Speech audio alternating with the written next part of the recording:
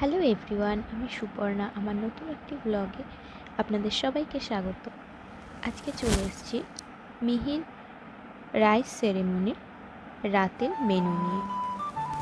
তো রাতের মেনুতে প্রথমেই যেটা ছিল সেটা ফিশ ফ্রাই আর স্যালাড, তার সাথে ছিল সস, তারপর ছিল কড়াইশুঁটির কচুরি, আর ছিল নবরত্ন কারি, তারপরে ছিল টি রাইস, আর সাথে ছিল দই কাতলা, আর ছিল মাটন কষা।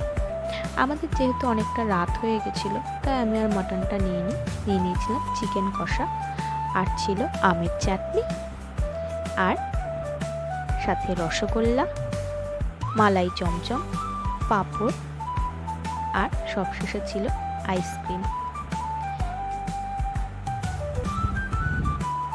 ভিডিওটা কেমন লাগলো অবশ্যই জানাবেন। ভালো লাগলে লাইক, কমেন্ট, শেয়ার করবেন এবং চ্যানেলটিকে সাবস্ক্রাইব করে দেবেন। Thank you.